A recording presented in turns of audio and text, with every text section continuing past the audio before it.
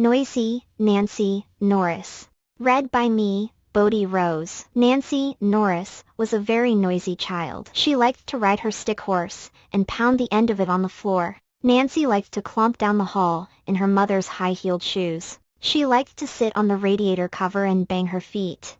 She even thumped her clay, so the table jumped. Is this a children's story? I don't do children's stories. I'm out of here. You got to be kidding me. Quick, play the Shirley Maclaine footage and get rid of the 8. Sometimes she banged her doll buggies into the wall.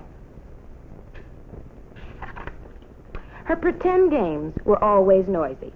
When she was a garbage man, she banged 2 big pans together, making almost as much noise as a real garbage man. When she was a fireman, she made a noise that sounded like a siren. And when she was an elephant, she made great clattering feet out of her mother's cake pans. And, of course, she sang and talked all day long. Sometimes, when Nancy had been talking a long time, she would say in a voice louder than most mothers usually use, "Please, please be quiet, Nancy, so I can think." Nancy tried to be quiet, but it was very difficult. Now, Nancy lived in an apartment house, and her noises often disturbed the neighbors. Her friend Sally lived on the floor above, and Nancy used to go to the stairway and call up to her, "Sally!" But Nancy's mother soon put a stop to that. Now, Mrs. Muffle, who owned the whole building, lived in the apartment just below the Norrises. When Nancy hopped down the hall like a kangaroo, the chandelier jumped off her bed. There was a thud over Mrs. Muffle's head. On days when Nancy was especially noisy, Mrs. Muffle would get a broom and bang on her ceiling so that Nancy would hear the bang on her floor. Nancy thought that was very funny. She would get a block and bang back.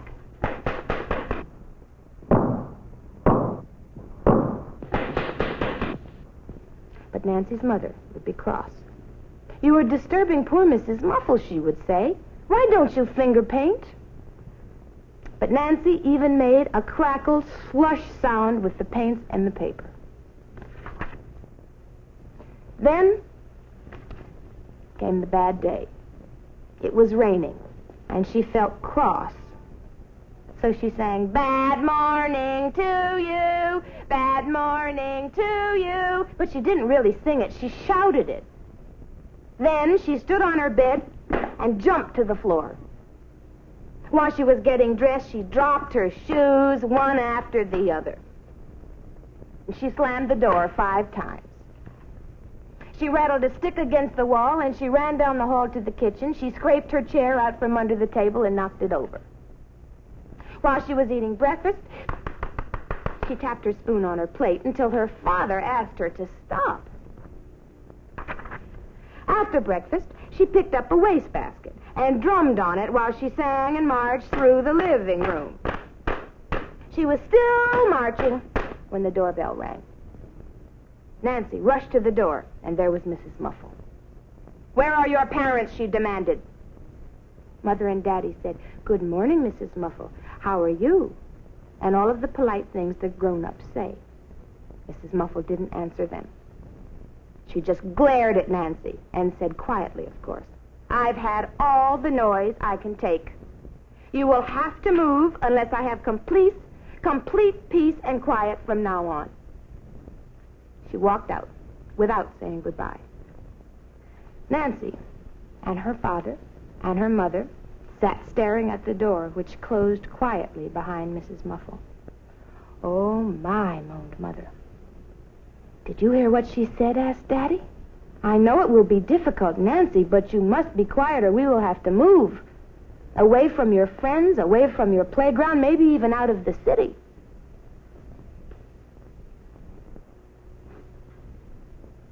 Nancy nodded and tiptoed to her room and sat on the bed. She was still sitting there, thinking and doing nothing, when Daddy came to kiss her goodbye before he went to the office. Nancy just said, "Goodbye," very softly. Then Mother came to tell her that she would be going out and that Grandma would stay with her. Grandma came and Mother went. "Come out to the living room and talk with me, Nancy," Grandma called.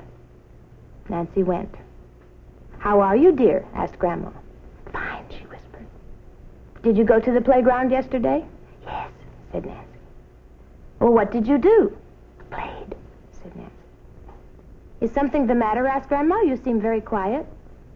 "No," said Nancy. Grandma read her a story, and then Nancy went to her room and looked at a picture book. When Nancy's mother came home, Grandma told her that there was something wrong with Nancy. "I've been here for 2 hours and she hasn't said more than a few words. She hasn't jumped, she hasn't run." As soon as Grandma went home, Mother took Nancy's temperature. "No fever," she said. "Do you feel sick?" Nancy shook her head. She was quiet all day. She played with her puzzles, but she didn't even click the pieces. She played elephant, but she pretended to be walking silently on long green grass. She undressed all her dolls and wrapped them in blankets and put them to bed. When Daddy came home, she started to run down the hall to greet him, and then she remembered. She tiptoed the rest of the way. When it was time for dinner, she pulled her chair out quietly.